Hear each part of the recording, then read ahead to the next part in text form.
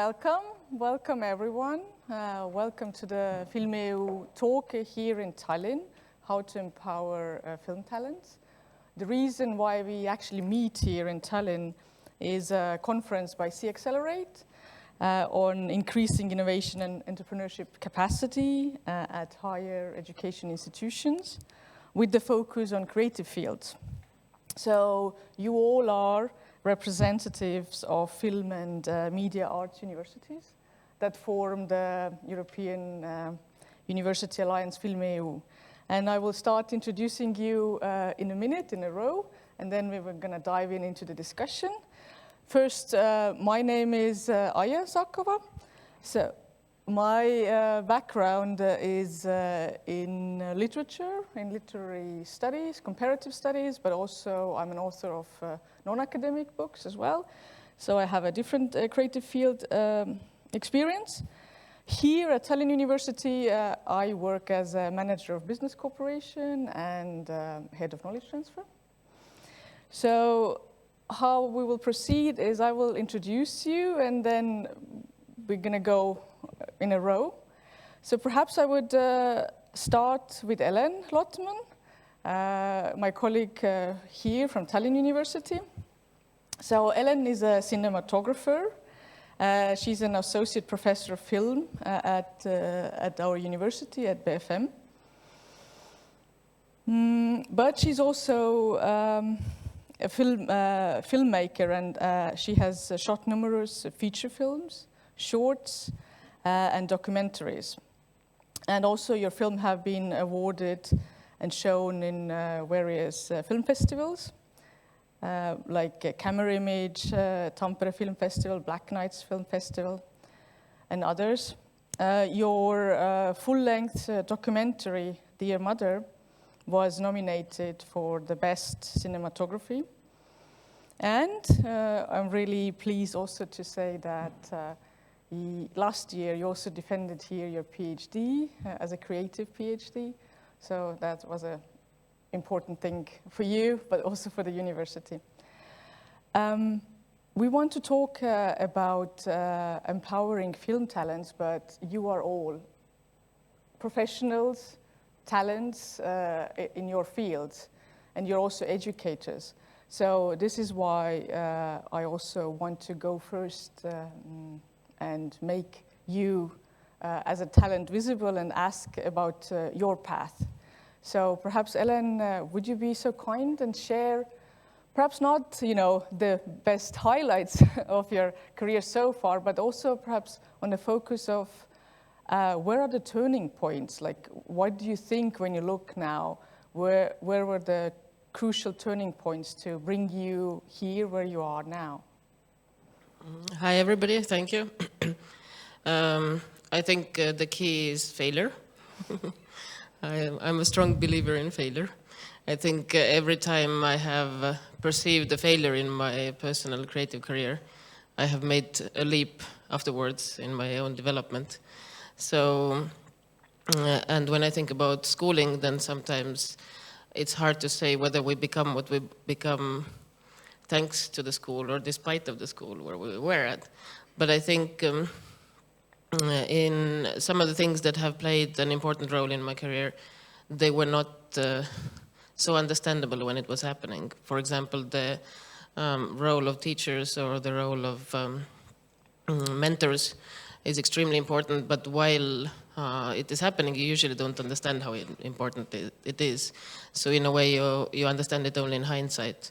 But for me, definitely, part of my artistic or creative identity is through different possibilities of mentoring, of finding mentors who have helped me, and about trying to find my own way and understanding that everybody's ways are not the same. I'm a cinematographer, and in film usually we know that there is like 4% of female cinematographers in the world. So by definition, I'm a minority. And I have learned that if you can't get in from the front door, you can get in from the back door or from the window or from the chimney. But the main thing is that you shouldn't give up. And one of the things which I found out at some point in my own career, and which I keep repeating to my students also, is how the word talent is misunderstood. I think we often tend to think it's something that is given, but when you look at the root of the word talent, it comes from the same root as the word tolerate. So talent is someone who doesn't give up, who just shows up every time after he or she falls. And I think that's why I embrace failure. In the hindsight, well, it happens. It's very hard to embrace it, but in the hindsight, I see that standing up after every time you think you failed is part of being talented, and usually it's not something that we speak about a lot. Thank you. Let's continue then.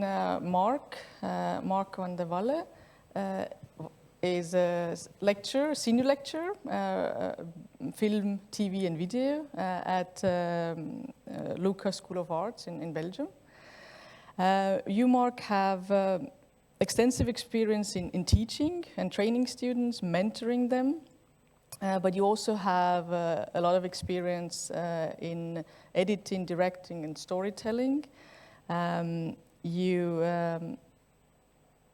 You have working in media sector for Belgian, but also for European television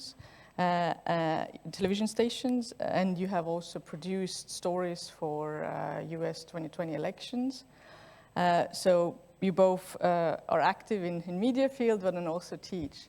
So when you look on your path, being in the sector and then coming to universities, what do you think are for you those kind of turning points, or what made you choose those paths? Thank you. Yeah. Oh. No, it's up. Should be. It is on. Yeah. Hello. Yes, I'm here now. Thank you. Yes, thank you for having me. When I went to film school, I wanted to be a cameraman. I wanted to be like Elen, but there was like too many positions and nobody wanted something else, and I needed to look for a different field, different domain, and they put me in a cellar, dark room. At a time with some screens, I became an editor. And the thing I want to stress first of all is like, most people don't really know where their talent is or what they want to achieve when they come into a film school. I think it's very important, and that's why I'm kind of pushing for this kind of open-minded, broad, across-domain, kind of cross-disciplinary approach in school. So people don't feel like I'm going to be a cinematographer, I'm going to be an editor.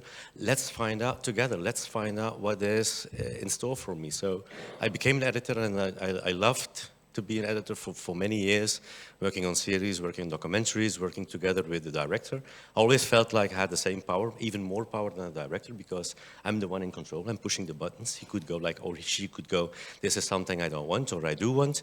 I was the one making it happen and telling that story. So my idea was always, I'm being paid for doing this. This is really amazing, because it's an amazing job. And you do it day in, day out, and that's something I really cherished. And then the pivotal point was, your question was, somebody asked me, do you want to teach? I said, no way. I can, so I don't need to teach. And then, yeah, but come on, Marc, this is going to be an opportunity. And it changed my life, because the first times I stood before a class, I was trying to convey what I learned from experience and my ideas, and kind of convey this message to students is so valuable, and it's something that I got something back as well. It was not all me talking to them and giving kind of my approach. They gave a lot back as well, which I could use in my own kind of practices. So what I gained from them was so valuable, and it improved my editing, it improved my connection with directors within the media I was working for. So I think go and teach if you can, because this kind of interaction is so valuable.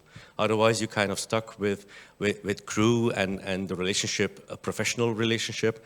It's really good to have students kind of giving you feedback and kind of lifting you up in a certain way. So that would be kind of my pivotal point, starting to teach. Okay, let's introduce Katniss Cheng. Katniss is a MA student, and you are part of a shared master's program, Kino Eyes. But you also are already a producer and a production manager. You graduated at the film school in Hong Kong, the Hong Kong Academy for Performing Arts, as a screenwriter. And then you started working at Keshet International Asia, leading global content production and distribution. It's a company that is leading in global content production and distribution. So, but in 2020, you started working as a freelance producer. So you also have done short films, commercials, and music videos. And your short film, Fado Menor, from your first year at Kino Eyes, was selected by 15 film festivals across 5 continents. So congratulations on that. Thank you. You have a much shorter path already, but still you have relevant turning points where you had to make decisions. You decided to become a freelancer after a while working in production. Was it hard for you? What made you to make this choice? Hi, thank you for having me. I think it's difficult because I was really lucky when I graduated from the film school in Hong Kong in 2018. I saw the distribution company, Keshet International, they're recruiting. So I was like, okay, I'm going to try it because I always want to get into the international market. Like I know that I don't really see myself to stay in Hong Kong for long term. So I applied it. Really lucky I got to work with my general manager, Gary. He's a British guy, but he's been establishing distribution business in Asia for more than 20 years. Mm-hmm. And during the time while I was in the company, I spent a lot of time with him because in the office, just me and him, and I would just literally sit there doing my job and heard him talking to clients across the whole continent in Asia. Like this day he talked to a broadcaster from India. Tomorrow he talked with someone in Thailand. The day after he talked with someone in Japan. And that's also how I got into the distribution side of the industry, and it's something that really valuable because it's not something you could learn while you're in school. It's like impossible to teach distribution because it's something that really different from the production side. So I actually didn't plan to leave the company that early, but because of some situation in Asia and my boss has some personal reason, he wants to take a break from the business. So that kind of like throw me to the market. And I was like, okay, maybe I should try to find something else. And then I actually worked in a small production house with a photographer for several months first. And then I know that, oh, this is not something I want to do. Like, I think for advertisement, it's very different, the dynamic. Like, it's a lot of money, but it's not something that I like because I want to do storytelling. And then there are some opportunities come up as a freelance screenwriter, so I took it. And then because in Hong Kong it's also a very small industry, and because my film school is kind of well established, like in the region, so a lot of alumni or friends, when they have opportunities, they will come to me and offer me, and then I just like do it. And I was really lucky because I think in around the 1 year that I freelance, I actually did, I think 3 to 4 short films as a production manager, 3 music videos, 1 commercial, 1 independent feature film as production manager, and also another film as a screenwriter. So it's not a lot of money because in Hong Kong, we don't get paid properly. We don't have nice system to protect people, but I learned a lot from those experiences. But I think freelance is something that you really need to, I don't know, like I think you really need to take the risk and to see what comes to you, I guess. Mm-hmm. Thank you. Then let me introduce you Barry Dignam. He's a film educator, manager, and also filmmaker. So you have made many multi-award winning short films. And the names that I have written down here: chicken, dream kitchen, a ferret called Mickey. Yeah. You have been nominated for a Palme d'Or at Cannes and also Berlin Bear. And your films have been presented in official selections at over 150 international film festivals. So, as an educator, you have also over 20 years of experience teaching, I assume, then film students, but perhaps also other students. Yeah, now also you have also managerial roles. So, Barry, what are your kind of key turning points or key failures, or what made you into filmmaker and then educator? So it's always really strange to look at your career in retrospect, because it seems like there was conscious decisions along the way, that there was a plan. There was no plan. I think when you sent the email, and I was kind of thinking and mulling over it, and the kind of the ideas of talent and look kept coming into my head. And as educators, we're sort of, it's a dangerous subject. Talent is a dangerous subject because sometimes it is inherited. We don't, when somebody is a really fast runner and their parent was a really fast runner, we put them in special academies because they're going to go and win an Olympic medal and stuff. But we don't like to think about that in terms of the creative arts, because we feel that everybody should be able to be talented. And I actually think everyone can. But some people are more talented than other people, and some people are more lucky than other people. But I'm not that talented, and I'm not that lucky. I'm not untalented, I'm not unlucky, but I don't win the lottery. It's not everything gets handed. So I thought back, and I'm going to go way back to kind of the middle of the 80s in Dublin, in Ireland. And if you watch like that on a movie, it's kind of cool now. It's sort of hip with horribly ugly clothes, but it seems good. It wasn't. It was grim. I went to a school where everybody was being trained to be chartered accountants, no offense to any chartered accountants, and assistant bank managers. They wanted us all to be the same, to be exactly the same, and I did not fit into that at all.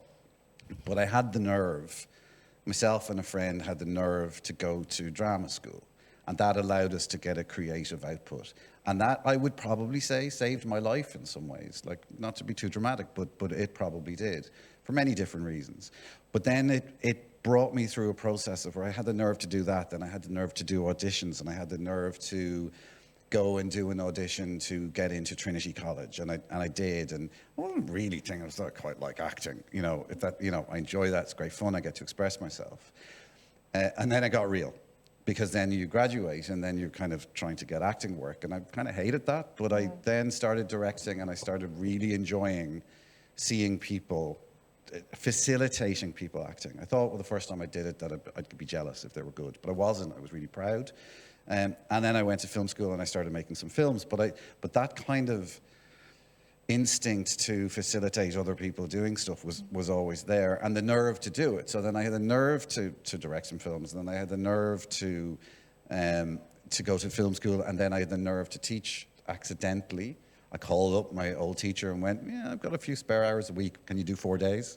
And suddenly I was a teacher, and then I was trying to write and teach at the same time. But I had the nerve, and I worked hard. I wasn't a hard worker in school, but I somehow weirdly developed a work ethic over the years. And now I found myself into this FilmEU thing, which is facilitating lots of different things happening. And I kind of look back and I think of that idea of luck and talent. And I think actually you could be really talented and really lazy and nothing ever happens. But if you're not super talented or super lucky, you just have to not be scared, as Elen said, and keep trying and follow your nose and trust your instinct, but develop your instinct. Always develop your instinct. So I found myself going through different ways, and I think I created luck for myself, and I created a certain amount of talent for myself. And I think for me, something like See Accelerate, to bring it into See Accelerate, is interesting if we can find tools to be more talented and to be more creative, and I think, and to fail better. To own your failure, but it not stop you from making a film for the rest of your life.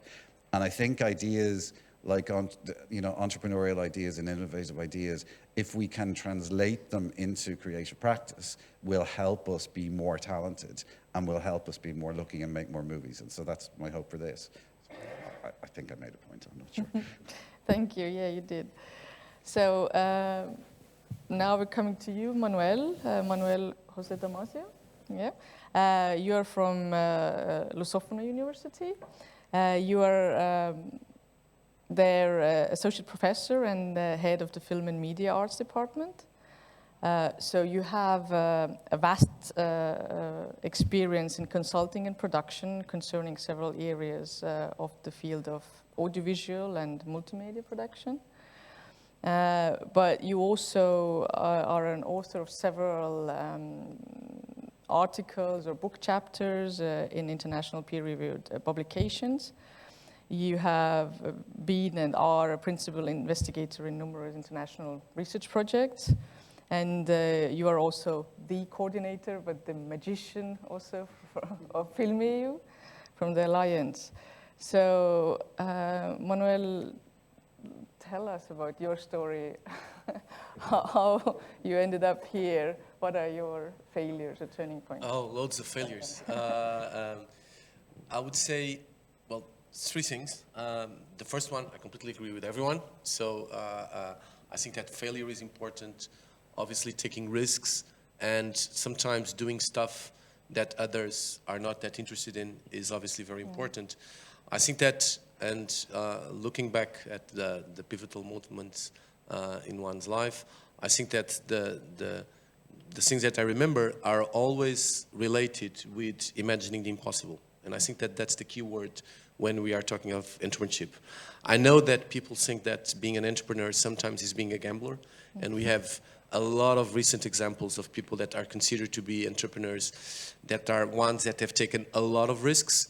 I actually think that that's not an entrepreneur. I think that an entrepreneur is someone that imagines the impossible, but at the same time has the ability to understand where the safety net is. And I think that that mixture between ambition and realism is obviously really important. I remember three short stories in my life where that became really important. I started my professional career doing an illegal activity. I earned some money with it. It was very nice, but it was completely illegal. So at a moment in time, I understood, okay, if I continue on doing this, I might not be going in the... I was not smuggling drugs, okay, just to make that clear, but I was smuggling music, so which was in the days when there was no digital technology, it was a good business. So that was the first moment. A second moment when I understood how important it is to imagine the impossible was many years ago. I worked in what is the only activity where you actually got paid in those days in Portugal, which was soaps.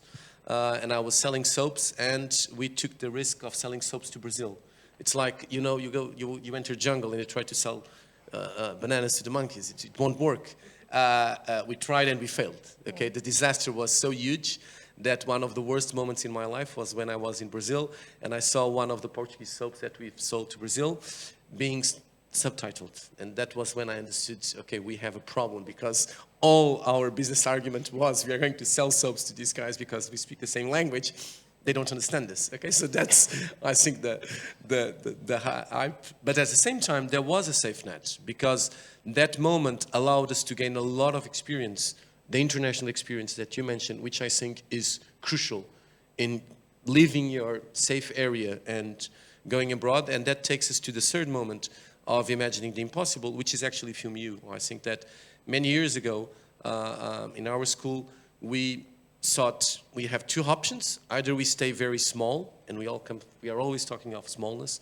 I actually think that smallness is a big advantage, because there's a moment when you have to decide, let's try and go bigger, okay? And that's, I think it's, again, the imagining the impossible with the safe net, because we all still have our own schools and our own little yards where we can say, well, we can return there, you know, and I think that that's really important. So to summarize, I would say that empowering our students is giving them entrepreneurial education, but understanding what radical creativity is in that context. And I think that as an academic, I think that the safe net is always the most important thing. You're always imagining impossible.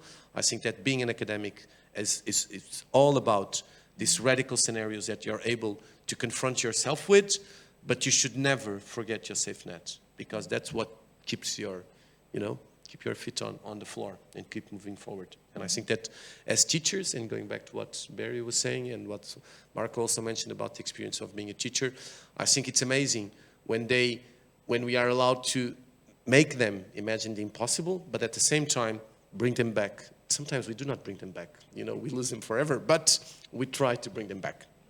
Yeah, perhaps then they will come back with the bigger circle. Thank you so much for this initial thoughts. I would like to go a bit more deeper into that. What you perhaps all actually brought up is talent given, or is it hard work, right? So you, Elen, emphasized that that there is something perhaps given, but then actually it is also, the climbing back from the back door or back window. And what I heard, Barry, what you were saying was, you said it to have a nerve, right? So I think it also a bit, kind of saying, okay, I can put the work in here. But then also perhaps you said you were not that talented, but then you saw that you were good in facilitating, so perhaps your talent was somewhere else, right? So, and this is, recognizing what is my talent. So perhaps we can a bit more reflect on this given or work, or what does it mean, this talent question? I can jump in at something that I have noticed quite recently. And it is to do with something that is given, but it's also possible to learn. And it's not about sense of composition or a sense of some kind of aesthetic sense. I have actually noticed an interesting thing about my students, and a quick segue to psychopaths. I just recently read an article about psychopathy, and we very often in society consider psychopathy as something that ends up being criminal. But actually there are very many non-neurotypical people among us who have psychopathic traits and who don't become criminals. And I was reading a blog post from a woman who is a diagnosed psychopath, and she was explaining what is the thing that is the most confusing about neurotypical people for a psychopath. And she said that the most confusing thing is that they are afraid of other people's opinion.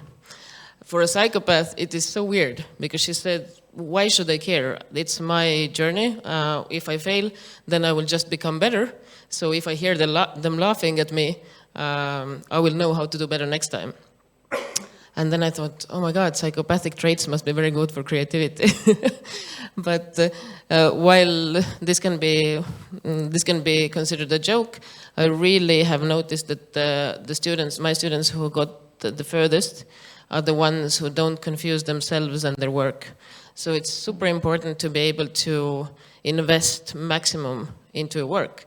But when people criticize whatever the endeavor you're doing, if people criticize your work, or if your work fails somehow, then the people who get up the quickest are the ones who see feedback as something which is very precious. And one of my students, I remember distinctly, there was a moment where we had a workshop and the students were presenting their work. And one of them was presenting a work that was supposed to be very sad. So the whole effect was meant to be sad. We're looking at the screen, but the whole class bursted laughing because something was off, wasn't meant to be this way, so it didn't work out sad. And I know that a very large number of people would feel extremely agitated and ashamed if everybody is laughing at your work. But he was just sitting there and making notes and looking at people like this.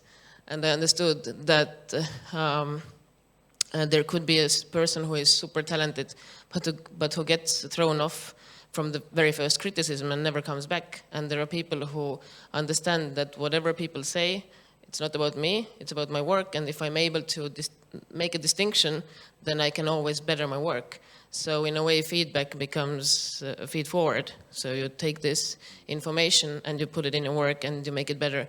And that is also why I think failure is so important in both the untalented and also the people who actually have been getting so much positive feedback since childhood. Everybody says you're super talented. Sometimes the first time they feel failure is in university, and it's super scary. So if you manage to get through these sensations of failure, and if you're able to turn this sensation into a feed forward instead of feedback, I think it's something that unites the students who I see actually succeeding. I actually think we should have a module in all film courses that are how to deal with failure, because it's going to happen. I think talent is a continuum. I think that some people are, in all different ways of life, some people, whether they inherit it or whether it's just, a gift or wherever it comes from, some people are particularly good at something. So, like, for instance, I could shoot a film, I can direct a film, I can edit a film, maybe not very well, but if I tried to do what you did, I know the theory, I can put the lights up, but it still looks absolutely rotten because I have zero talent in lighting. But I think, so there's a continuum. There's people, I think, that are just, they're born talented at something, and that shouldn't be a bad thing. If they work hard, that should be really good.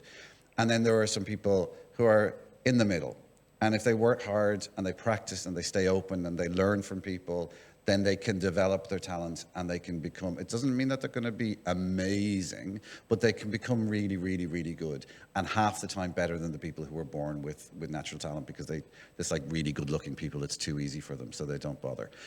But then we do have other people down the other end of the scale, I think, who really are better suited to something else. And sometimes I feel we have to acknowledge that, because it's not really fair to say, oh yeah, you can do it, when maybe they're like me in lighting, I can't do it. So I think we have to enable people and acknowledge that working hard improves your talent and makes you better, and looking at other people's work makes you better, improves your talent. But sometimes it's just not going to work for everyone. I agree in this sense. Oops, I can agree in this sense, but I have also noticed one thing is that maybe it's more about myself than my students, but I didn't ever consider myself talented in cinematography. I am very verbal and I'm very bad in visuals. I have no idea why I was accepted to a film school, and I wouldn't definitely get into film school now. Somehow I got in, but what I have noticed is that what unites people who are maybe the beginning point is not so high is that for some reason they do everything that scares them. It's super scary, but they do it anyway. So I was many times afraid of different tasks in my job, but for some reason I always went where it was the most scary. And this is part of the things where you actually start developing and your skills start developing. And until you stay in your comfort zone, then whether you're talented or not talented doesn't really matter, because you don't do anything new. You just do what you already know what to do. So we were talking now about this embracing failure and understanding where you were speaking also about the traits, like to understand who we are. But what are the ways of supporting then students in that? Marc, I think you spoke about it, how you started teaching first based on your experience, and then how that started kind of also enriching you in the conversation. But is this making yourself visible is something that we as teachers or you as teachers can then bring forward to help also students to embrace themselves? Yeah, looking forward. Exploring talent is something that we need to do every day. It's a daily kind of thing we need to do, looking for our own talent and talent in the students that we teach, and try to facilitate their kind of ways, because I fell from cinematographer to all the way down to an editor. I became something lesser value. And the thing is, You have to acknowledge certain, I mean, making fun of the roles now because it's a really great job and it's not lesser or anything, but it is something I didn't want to be at the beginning because I thought I'm going to be a big cinematographer. I'm sure in this hall some people think I'm going to be the best thing after Scorsese or whatever, and it's not happening. So what do you do with that? Maybe you want to be first AD, maybe you want to become something else. So in my opinion, I mean, we should recognize that maybe failing forward or something would be a good way to address it, and looking for something that is worthwhile to you or what you feel is going to be good in your life, because lots of my students, they end up not being a great director, but they do something else that they do very well, and they're the first AD and they have a great way of talking to people and making them feel comfortable and making the set like a place where you want to be and want to work. So reflecting back on my kind of talent, I don't think I was a great editor. I was maybe a good one, as Barry was saying as well. But I think I have the ability to kind of find the talent within different people. And like an officer and a gentleman, I think I'm the sergeant and I'm kind of training officers. And that's my role, and I'm very happy to do so because I feel like I'm part of that kind of big thing they're aiming for and maybe succeeding. So I think we should be looking for the proper way to tackle your own kind of what you want to achieve in life and to have a fruitful and a fulfilling life within the domain of film and arts, if possible. If not, move away and go somewhere else. But I think this is a great environment. I mean, film and media arts, many functions still to be discovered. People do stuff I don't understand really what they're doing, but it's got to do with film and media arts, they tell me. So that's what I'm saying. Like, try to find your own talent and let me help you. And that's why I do film school, because the community of a film school is so enriching. You meet lots of people, different talents coming in and going out. And I would say it's not because of you have one hotshot explaining how to do a film. No, it's because you've got people in the room wanting something similar and explaining what they did and sharing that experience. So that's why I go for film school is the way forward, to have this kind of community and to look for your talent. Mm-hmm. Maybe it's not the answer to your question, but this is kind of my reflection on it. Mm-hmm. I was just going to add two things. The first one is that I think you mentioned mentorship. I think that mentorship is more or less what we are all talking about. I think that providing mentorship is something that often occurs at a very cultural-driven level. So providing mentorship maybe in Portugal is completely different from Ireland or from China. But there is this concept that more and more I'm getting attracted to, which is the concept of the coach, that is being more and more disseminated. Namely, there is this very funny story. It's not that funny, but there is this Portuguese superstar. It's not Ronaldo. He's a banker. So it's this guy that did extremely well. He became first CEO of Lloyd's, then he became the CEO of a Swiss bank, and then he had a nervous breakdown. Some people say he was doing too much coke. No one knows. Okay, he had a nervous breakdown.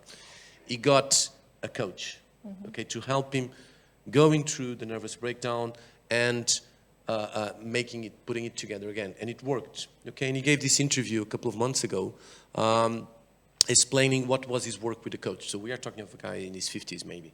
And he said, the coach provided me with something that I never had when I was a genius in the university, because everyone kept saying I was a genius.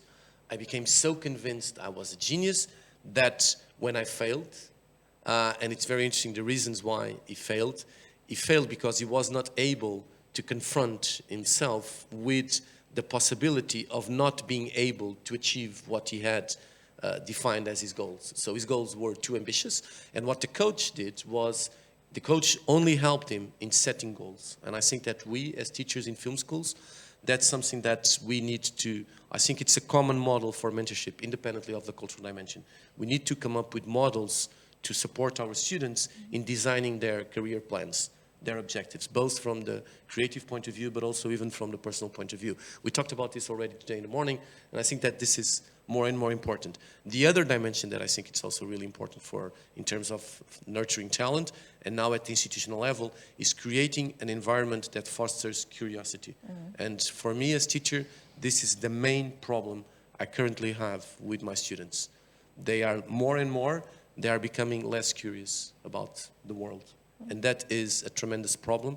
And that's where, once again, I think that this international dimension that you talked about, it's so important. If we are not able to, trigger this curiosity, we will not be able definitely to train anyone to become a talent. I think that's, for me, that's core.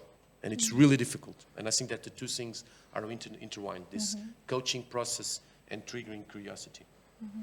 I would jump in also with this understanding where in the learning process your students are and supporting them in where they are at.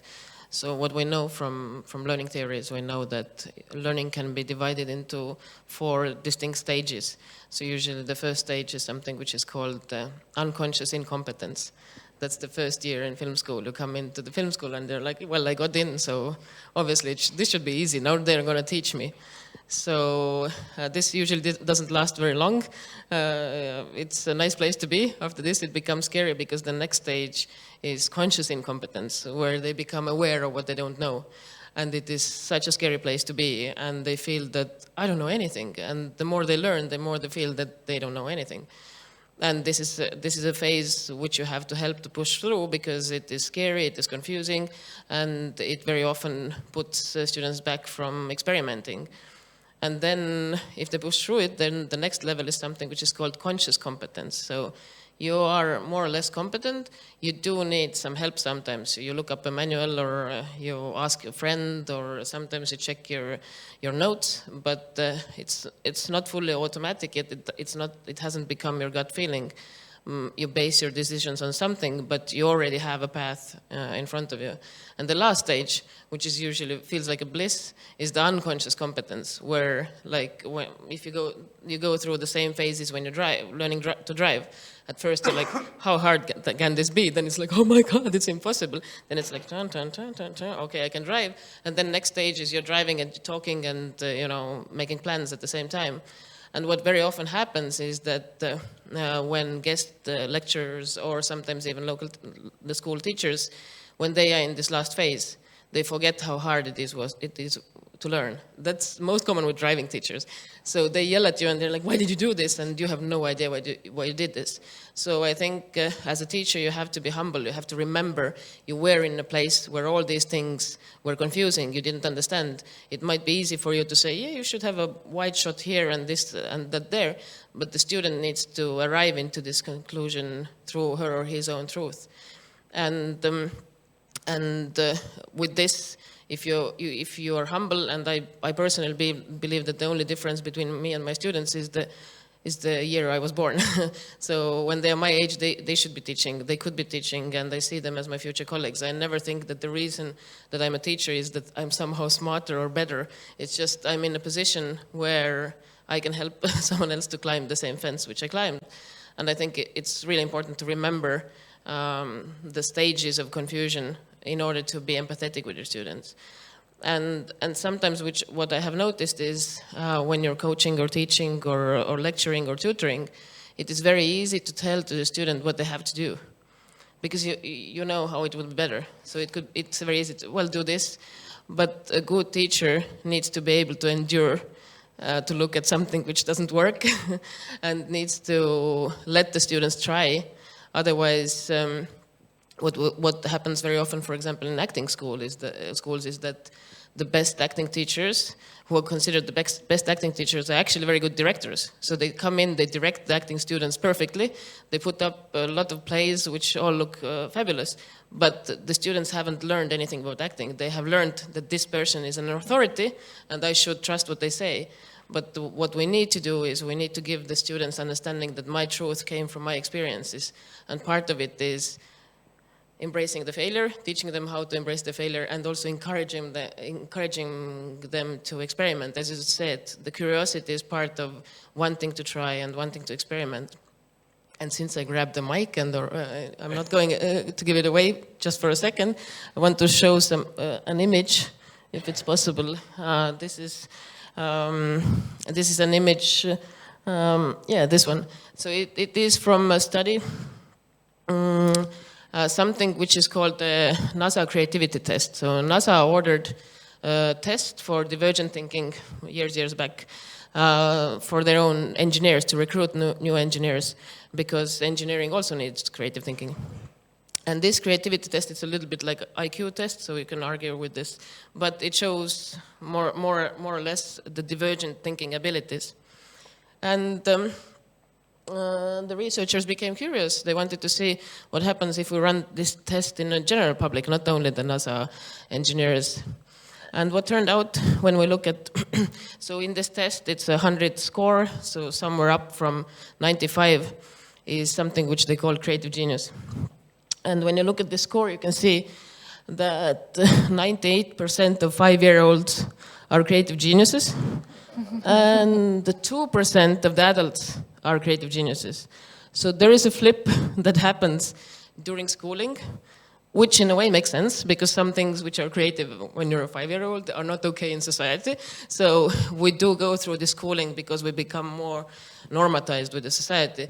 But our task as teachers in higher education is to bring back this ability for divergent thinking, because we see that any kind of regular schooling kills divergent thinking on the outset. If it really is only 2% who maintain the ability to think outside of the box, then we have a lot of work to do in order to keep them curious. I would ask you, Katniss, also to kind of jump in. There was a lot of talk about failure and embracing failure. And how do you feel like in your study phases? Was there anything that helped you to do that, or any methods that you were given? Perhaps not, but perhaps you can reflect on that. And the curiosity question, perhaps also, if you can think about it, what has helped you to tap into curiosity? Okay, I think for failure, I do agree that, because I still remember while I was working on it's like I have several like main failure situations that immediately came up in my head. If you ask me, what is your most failure experience? I did remember that. Like I remember one time I was on set, and it's an independent feature film. I was the production manager, but the rundown of that day, it's really messy. It ran really bad. The director was so mad at me, and I think he wanted me to leave the set. And I was like really upset about the whole situation. And then there's also in the first year of Kino Eyes, I also had some situation during the production. In the end, like some people really happy, like some people weren't really happy about how I handled some things.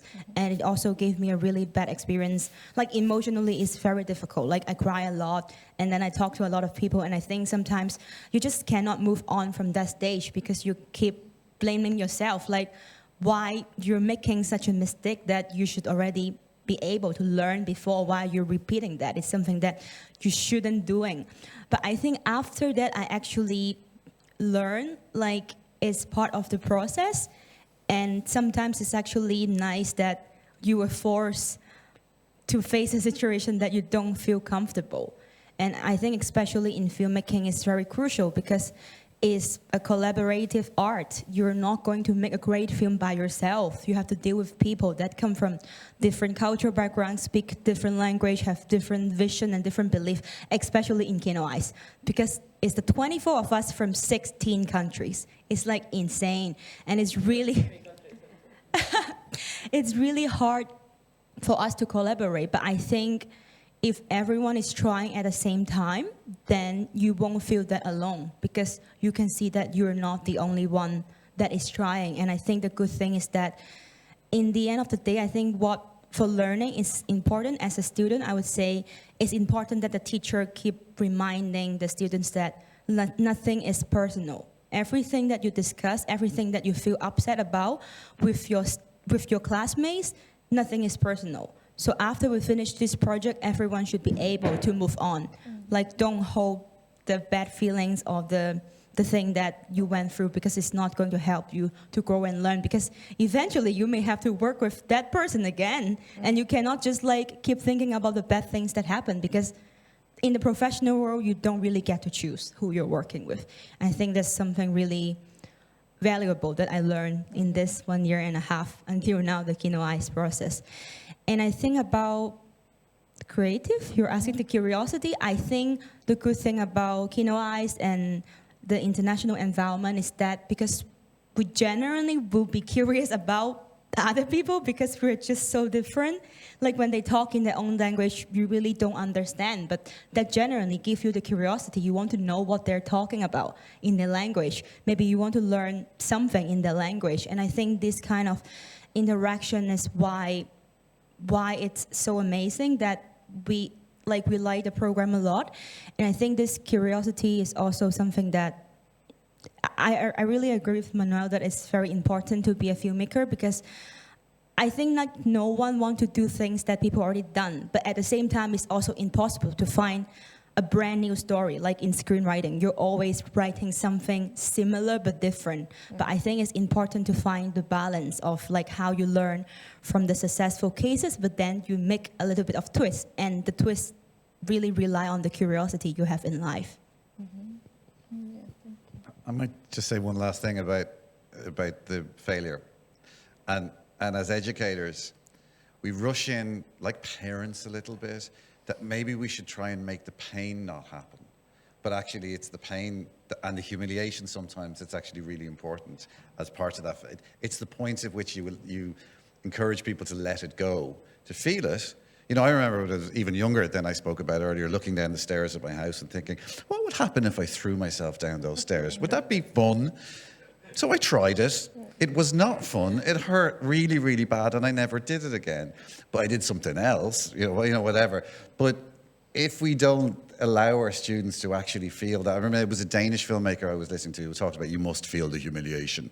Very Danish, where he told you must feel the humiliation. But actually it struck a nerve with me that if we insulate our students from feeling that humiliation or from feeling that pain and upset, they don't learn from it. But somehow if we can create a framework that allows them to move on from that, to go, okay, that was awful, that day was terrible, I'm not going to let that happen again, but I'm also not going to worry about it for the next 6 months and let it paralyze me.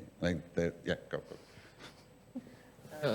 Barry promised to not speak about failure anymore, so I'll try to also give my last 5 cents on failure. I think this is a personal experience. I don't know if it works for students, but I have noticed the good thing about failure is that when you fail, then you usually know exactly what went wrong. But when you're successful, then it's always like, everybody goes like, oh, that was fantastic. And you're like, maybe I just didn't ruin a good thing. And you're never completely sure what went right. But with failure, you always know, I will never do this again. I will never do this again. I will make sure that this doesn't happen. So for learning, I think the reason why it is so important part of learning, and it taps also into the banker story. So as long as everything was going well and he wasn't getting any issues, it was smooth sailing.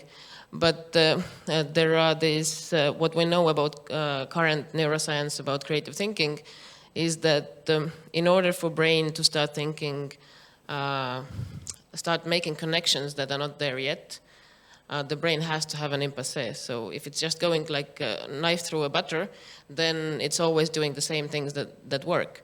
So the moment your brain understands that, okay, I'm bouncing against the wall and I can't move forward, then what happens is something which is called constraint relaxation. So your brain relaxes stereotypical constraints and creates chaos in order for new ideas to come.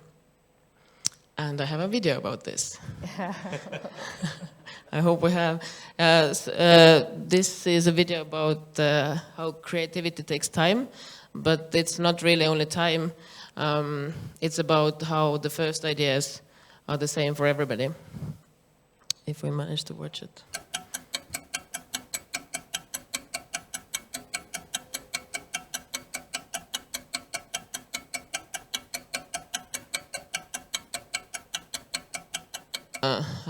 What we as teachers or as facilitators can also do is to make sure that the student understands that try more, look deeper, there is more potential in your idea, and help them to push in that direction. But also, here this clip talks about time, that if you give more time, then more ideas come from. But what I have noticed, another thing that does it is diversity. So if you have, a lot of research has shown that diverse teams perform better. They are more complicated because people are different, so it takes more effort. But because diversity itself brings in new ideas and new connections within otherwise not connected nodes, it usually happens that, at least in science, in like top level science, the most diverse teams actually perform better than teams where it feels like it's very nice. We all know each other for 20 years. And I think one of the parts of international collaborations between schools, especially like Kino Eyes, is that the fact that the group is so diverse, it already brings in so many voices that there is no stereotype, there is no norm, everybody has different norms. So this environment itself creates a situation where the first idea is not the same for everybody. Yeah.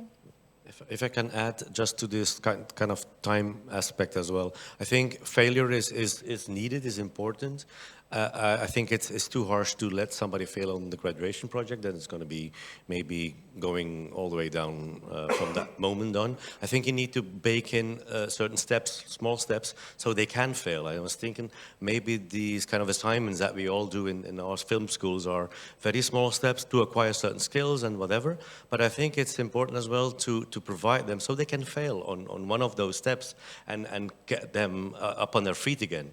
So I think small steps is really important. That's why I think we're designing lots of stuff, joint masters, joint bachelors as well, that we kind of design this with assignments, not to kind of to pester those poor students coming in, but to let them fail if needed and to move forward in a certain way. So I think that, and you need time as well. That's something I just wanted to add, and I think it's baked into everything that we design within FilmEU and CL Accelerate, I suppose.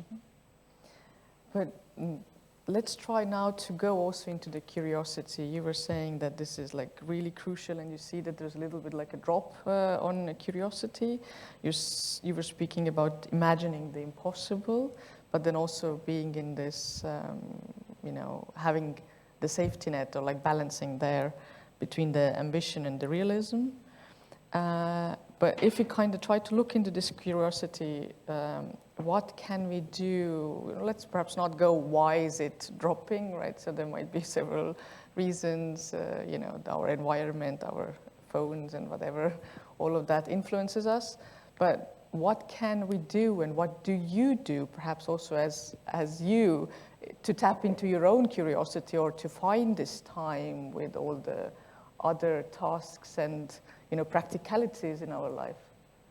Do you want to go ahead? I think that's what we can do, and we do. I think that what we can do for the students, and I think that at the same time it's something that we all try to do, is to expose yourself to novelty.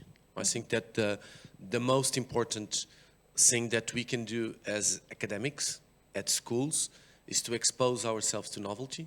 And for instance, in the case of C Accelerate or similar projects that we are now involved in, that has a lot to do with promoting dialogue with people in completely different disciplines. Elen just mentioned the case of neurosciences.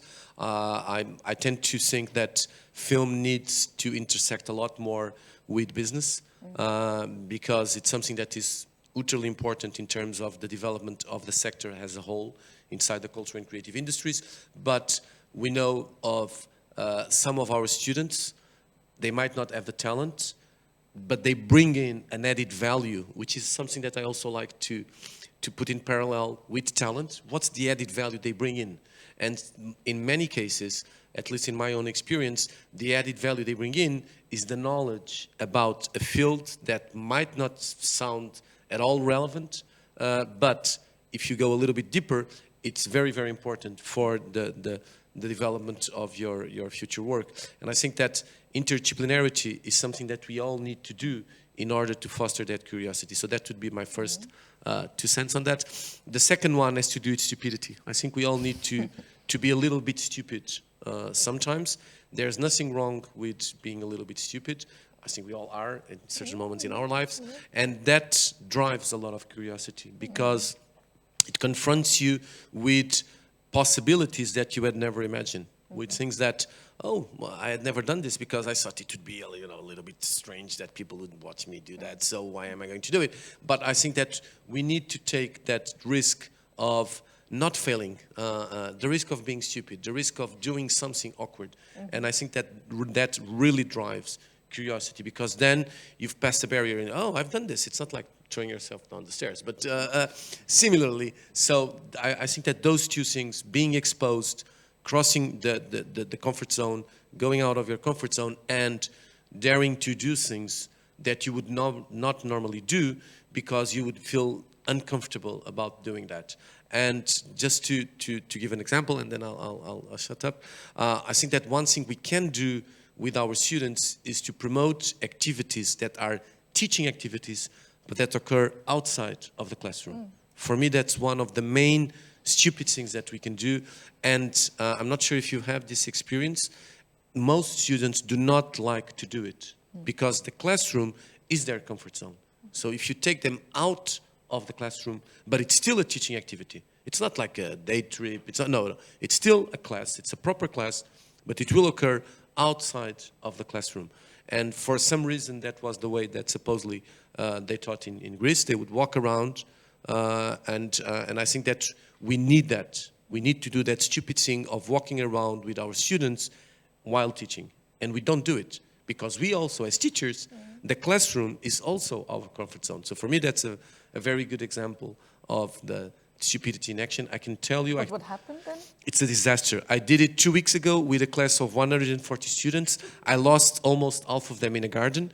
I think that they are still alive, but the ones that stayed until the end, it was actually a very, very interesting experience.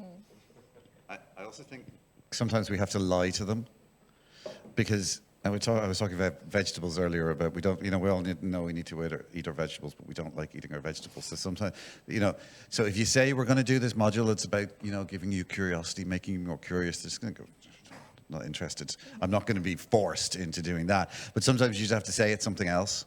We're doing this art project, or we're doing, we're going to read all these newspapers to come up with a story or something, but actually you're really just getting them to read the newspaper, or to go look at poetry, or to go to a different part of the city that they've never been in before and come back with a portrait. But actually what you're trying to do is get them to move out of their comfort zone. If you say it, sometimes they'll just ignore you. Yeah, I agree, and that's why I have what's the saying? Tooth to pick? No, something to pick. I have a bone to pick with this curriculum description that talks about learning outcomes, because I think you cannot teach creativity with learning outcomes. If the learning outcome is that the student should surprise me, or it's okay if he or she doesn't surprise me, I cannot describe it as a learning outcome, but what I can quite specifically say is the process. And I agree that doing stupid things in a way, also I think what is really detrimental for curiosity is taste. So if you have a good taste, it's very bad. And I always try to make my students embrace an understanding that your taste, it's okay, but it gives you a position where you can say, well, I want to do art house films, and all these entertainment films are just boring. They're easy to do.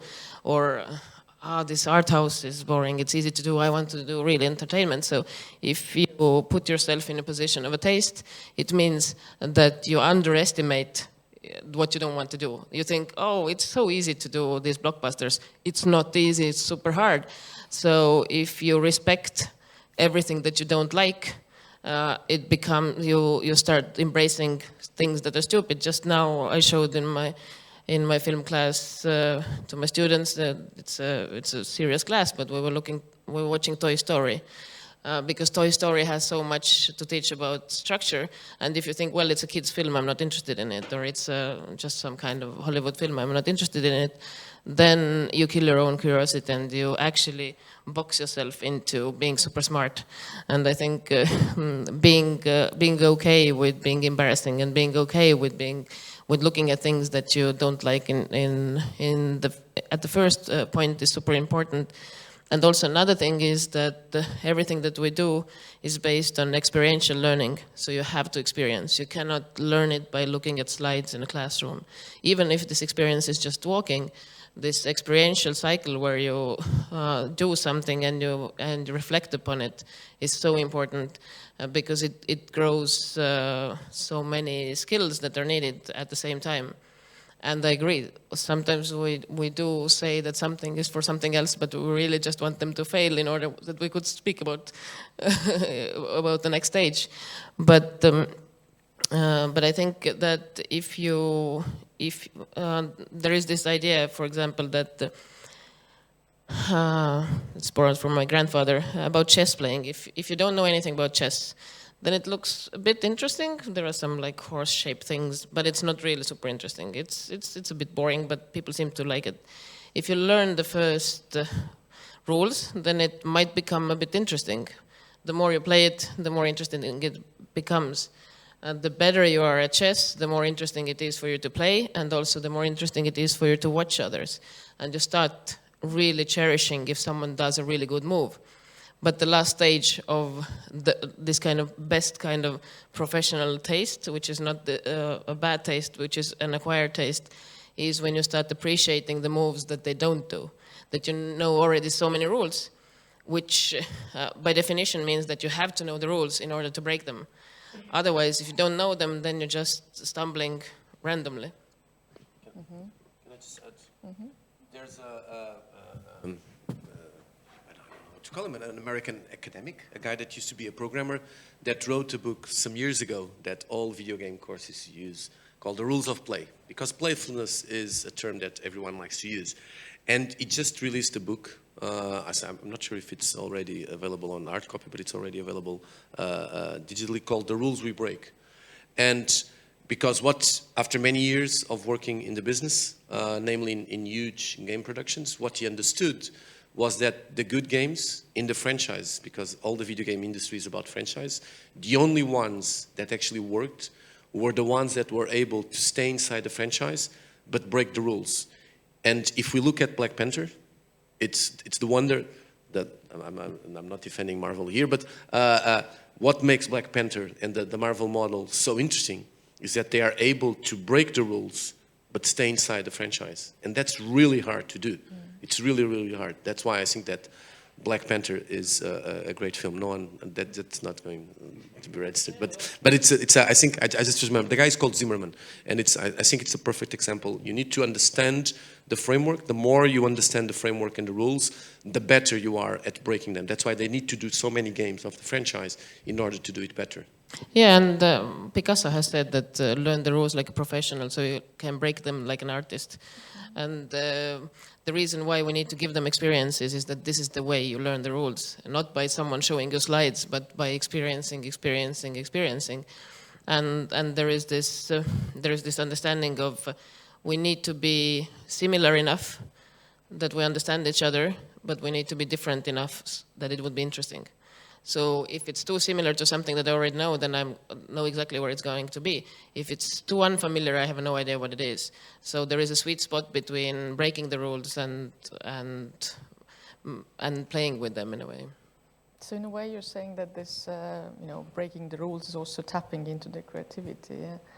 But what I heard here, or how I see it or interpret it, is that you need to practice something many times, right? So you need to become a professional in something in order also this, let's say, talent or creativity to flourish in a way, right? So you can just, foster creativity or, be curious about something, but, also this, what you were speaking about chess, right? So, I know the rules, and then, then I start noticing what is not there, and then, I can start, breaking something or not doing something. So it's, for me, it's also about building habits or about this, okay, how do I make myself to become a professional? How do I make myself to get up every day, show up, and do the hard work to get there? Yeah. Because I don't fully agree with that. Okay. I'm not at all a fan of the learn by doing and repetition model. I think that there's Elen's video is a manipulation because those kids are motivated. So if you give them the 10 minutes, but they are not motivated and they are not in an environment where they know and there's a common understanding of the goal, give them 3 hours and you'll have exactly the same drawings than in the 10 seconds. So I think that just repetition, it's not enough. So there are some schools that are really good at training people via repetition. They become very good professionals, but with a very limited scope of creativity. But they are very good professionals. Some of them are very talented. And they learn by repeating over and over and over. And you have that in a number of fields, not only in film, but in other fields. Do we need to have the motivation? I'll try and give you I think you definitely need to have the motivation. I think that all of us are consumers. Some of us have studied marketing. I'm always trying to convince my students that they will get a 20 in my class if every Sunday they dress there, because in Portugal people go to supermarkets with their sports clothes on. It's this stupid habit, okay? And I'm always telling them, this Sunday, dress your sports gear, go to the supermarket, look at all the linear, and for any product, try to define the positioning, why is that product in that position, what's that price, how are they communicating the product, blah, blah, blah, blah, blah, blah. But you are motivated as a marketeer, not as a consumer. Because they go to the supermarket every week, their parents ask them, they have to survive, so they go and buy food. So they repeat that often, but the way they do that repetition is completely different. So I think that it's exactly the same thing with our students. We all hope that our students go to theater a lot. Some of them don't, but that's not enough. It's not enough to go there and sit on the theater and watch the film. It depends on your motivation and your ability to understand the framework, and then you will look at that film in a very completely manner. So just that goes to say that I'm utterly against this idea that learning by doing is the way to go. I think that all our educational system is becoming obsessed with this idea of learning by doing, and it's not sufficient. There's more to it than just learning by doing. For instance, I'm a true believer that we need the critical side. We need, because that's what drives the motivation. It's not just the doing. If it's just the doing, become a consumer. Go to the supermarket every day. You just go there. And that's it. Elen wants to... I agree that it's the nature of repetition, something which I have been really curious about for example, in our BA program is that I try to build this like a spiral program where you, in a way, you repeat, but the assignment becomes more and more complicated as you progress, and then you put a bit of chaos in it also. So repetition in itself is not enough because repetition does not sustain motivation. If you just keep repeating, then students feel that it's more interesting outside. So, but I think also what as you said, the framework, what it can be that for specific assignment, it could be that the student is not specifically motivated because they might not understand this assignment yet. So we might give them assignments where they don't understand what they're doing yet, but then the framework is that they need to trust the system. So they need to trust the teacher and they need to, or the educator, and they need to trust that this group, what we're doing here, I just have to do it because I will find out on the other side why I was doing this. And this is something that I think is the task of the teacher, to keep them motivated in this sense.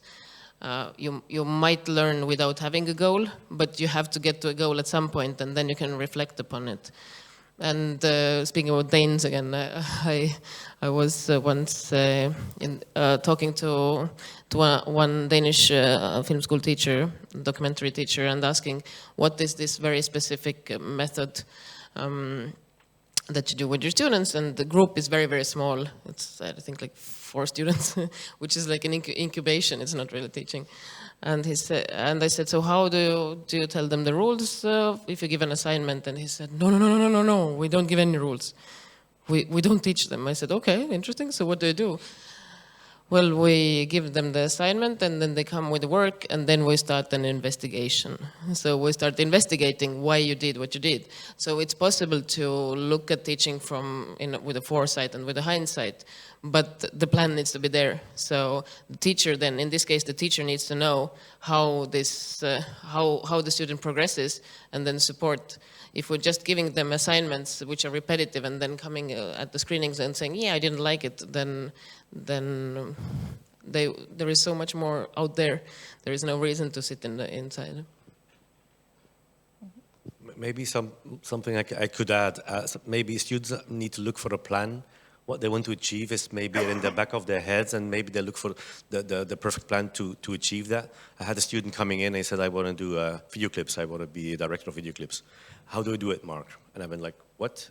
So first go to this class? No. My question would be, what modules do I need to take to achieve that goal?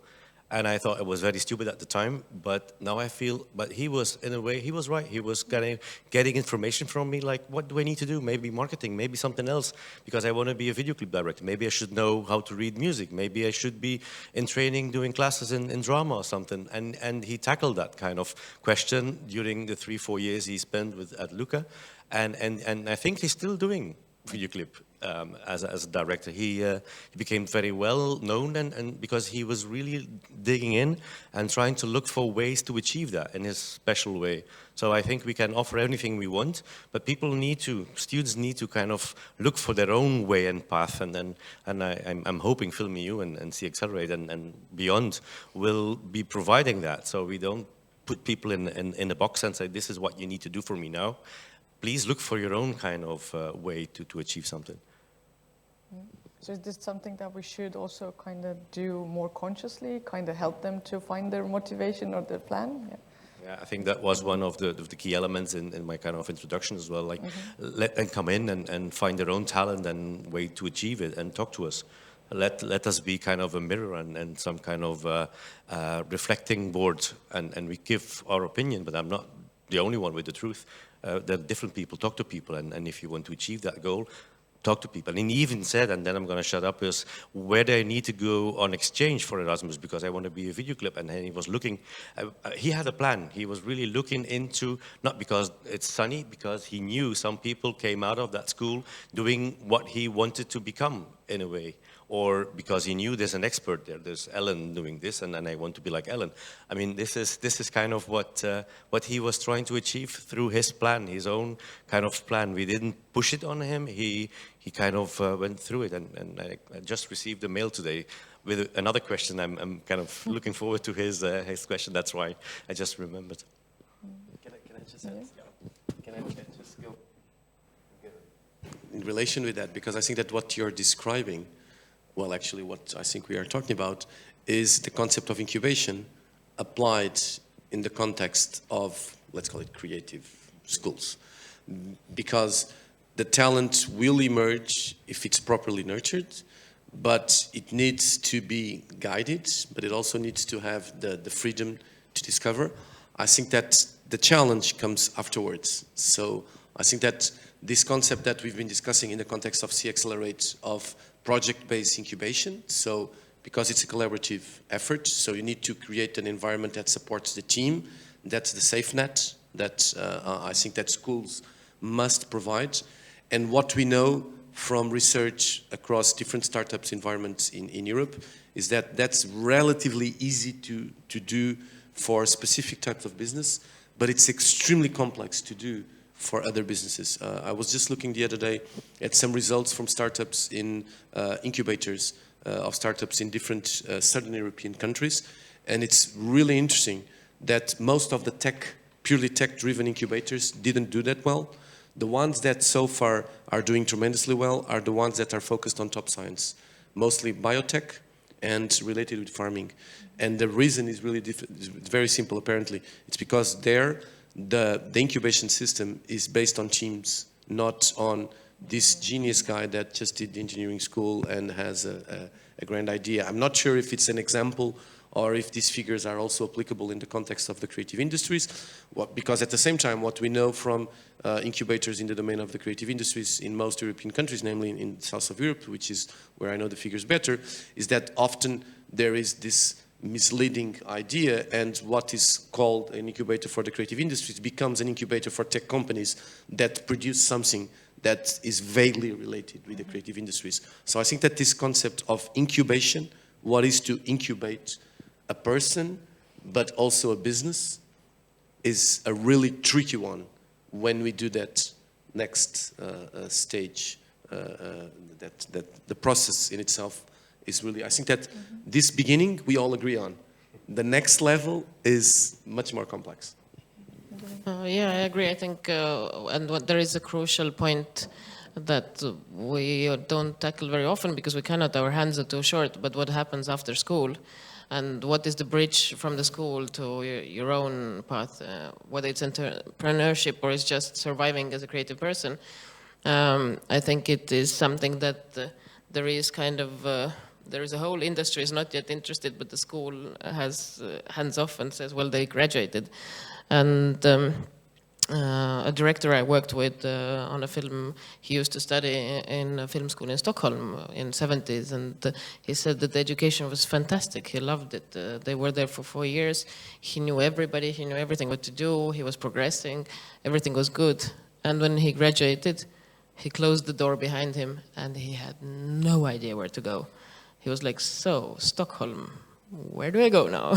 Film career. I'll just add something, because I think that's where all this becomes interesting. Not sure if you all know the figures, but the figures are horrible in Europe. Very recent figures from the EU show that in film and audiovisual, it takes someone, for instance, in most European countries, and specifically in Portugal and Spain, 10 to 20 years to make a life on their own. So this means that our graduates from 20 years ago are still living with their parents, working once a month, twice a month. So I think that tackling this challenge, this problem, this gap that you just talked about, is crucial in terms of the well-being of our societies, or will be ending up with a generation of very creative people that still live with their parents, nothing against living with the parents, but that still, and that are frustrated because they are not able to live in an autonomous manner. And this is really a challenge. And the other thing is that one of the consequences of this is that these people will move really fast to what they think is the dreamland that will provide them with solutions for this gap in their lives. So yeah, I think that you're absolutely right. The problem is that's why they don't want to leave school. We have this problem with some of our students, they just keep on returning. You know, they think they're gone, oh, you're here again. And so, we need to find solutions to get rid of them. So you're saying that this is exactly what we need to also tackle, the universities together with the sector, like find what is the next step for this incubation. I understood that you also described this study also as incubation in a way, but then also the next phase, like what happens there. And I think I just recently wrote an article about 30 years of Estonian film education, and I looked at the numbers of getting to your first feature film. And these numbers in Estonia are a little bit lower, but it's still quite depressing. On a world scale, it sometimes takes 20 years. And I think there is this kind of, this gap needs to be filled with smaller funding opportunities, which are not, which are like more mixed, which are not, because sometimes is that they just start working and then they become already busy bees, and their development in their own study field somehow is hindered by this. I think there needs to be much more opportunities for young filmmakers to do, when we're talking about film, but I think in other fields also, to do films or products, so depending on what they have learned, which are less risky, they cost less, for the state or whichever the funding system is in the specific country. They are not such a big risk, but the return is so much bigger because these people get to do. And for example, in Estonian film industry, when you look at the differences between theater directors and film directors, theater directors are directing all the time. When they have a failed project or something doesn't go so well, they're already doing the next thing. But an Estonian film director waits for 7 years to do a next film, and during these 7 years, this pressure of somehow performing grows bigger and bigger and bigger. And I think this is what is, I would say, return of investment is better in small scale funding, which is meant specifically for newcomers. We know I think that most of us know and we need to get rid of our preconceptions. I think we all know the Polish recent success story, and it's incredible. So Poland had a change in political terms, so that led to a change in culture. So the government decided that they would start funding films that would promote morale and the Polish way of life, and they did a lot of them. They spent a lot of money, but at the same time, the independent art house that had lived in there very quiet, all of a sudden had to do for their lives. And all of a sudden, they did Cold War, they did Aida, they did Corpus Christi, they went to the Oscars, and those films made a lot more money. Corpus Christi did 10 times the return on investment than the most expensive Polish film ever, which is something horrible called 365 Days, which is horrible, shot exactly in the same months. And so I think that opportunities also come out of creating these incubation models, maybe for art house films, maybe for something else. So yeah, it definitely has to do with that, with the changing in the business model. I mean, it's a bit terrifying if you look at it from a kind of a macro governmental EU-wide level, that we invest so much money. We are paid to teach, and we invest so much money in students that might not deliver on that for 20 years. We have got to change that. That can't be a statistic that holds. Yeah, it's a lot of work ahead of us, and jointly we can tackle that.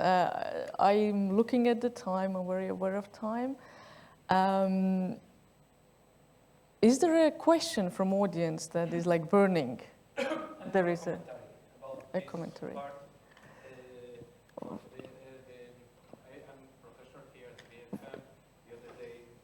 Just a second, he's going to give you also the microphone, so then later we can... Yeah.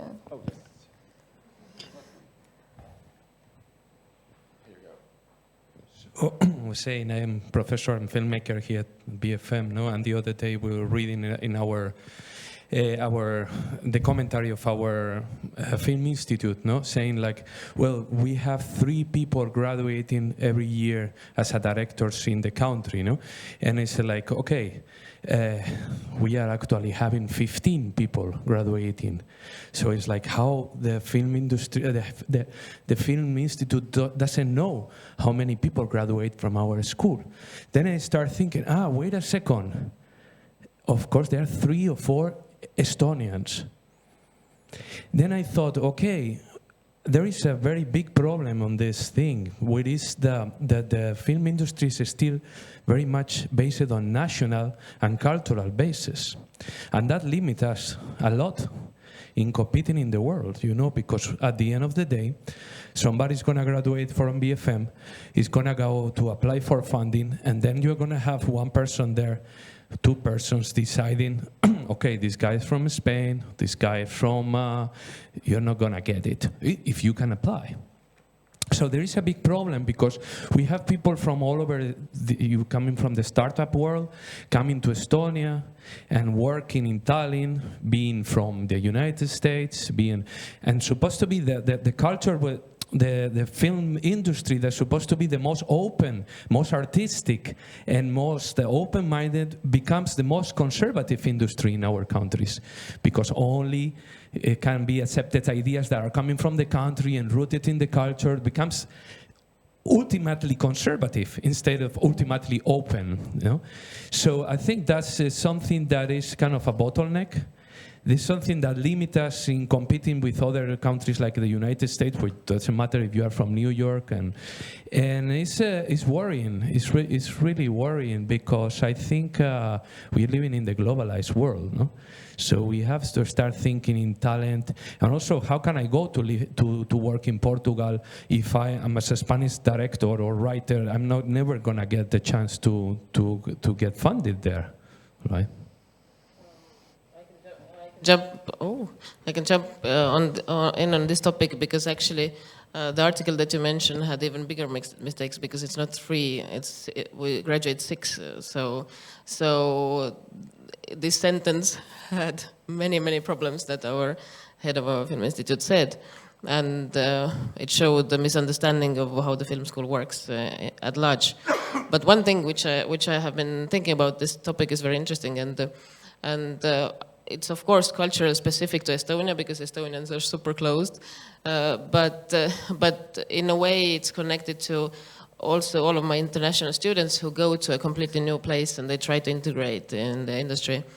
They face similar struggles, and one of this epitome of this struggle was that a cinematographer from New York came to visit Estonia some years ago, and she was considering moving here. And she asked me, she contacted me and she asked me, so where do I go when I want to meet people? And I was like,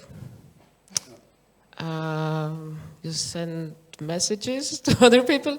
And they realized something which the pandemic has really even added another layer to it. We have become so digitalized, but that there are, for example, in Estonia, there are almost no events where actually film people gather, events which are not the premiere, because you don't go networking on a premiere, but events which are not specifically networking events where you put people on tables and they have to pitch their story, but just events where people can physically meet and see what the industry is doing. Maybe I think we have a Christmas party once a year, but that's more or less it. And I felt it was really strange because the question was straightforward. She came from New York and she said, if I was in New York, I would go in that place and that place and that place. I understood that we're so digitalized, we don't have the place anymore. Even the school is empty most of the time because so many students are studying online, not in a film school, thank God, but many schools. So I think one of the things that project like this can also do is to facilitate the possibility that people actually come together and they see each other and they make acquaintances. And all of these networks which are already existing in a specific country, which are reinforced by mutual connections and personal connections, can open up wider and facilitate new people coming in. I think just to take your point specifically, and I think there's a certain amount of scale in this. So maybe 15 years ago in Ireland, you would only get Irish movies made. And you know, if you blew up one particular church in the middle of Donnybrook while there was a funeral on, the entirety of the Irish film industry would go. It was so homogenous, it was so closed in. But actually now, when you look at the output of the films that are funded by Screen Ireland, you know, there's films shot in Cuba, there's films shot in the UK, there's films shot in Estonia, there's, you know, and the names of the filmmakers do not sound like they grew up in Donnybrook in this tiny part of South Dublin. So I think there's a certain amount of scale involved that as countries scale up a little bit, that opens things out a little bit, I hope. I could be wrong, but I hope. Okay, so on that hopeful note... what we need is more parties, was what I was trying to say. More parties are good. Yeah, more parties are good. We need to also go and start socializing outside this room. And we have days to come also and years to come to work on making creativity blossom in Europe and film blossom. I want to thank all the discussants or panelists, Elen Lotman, Marc, Katniss Cheng, Barry Dignam. Very good. And Manuel Damásio. So thank you, the audience, wherever you were, and have a good evening in Tallinn.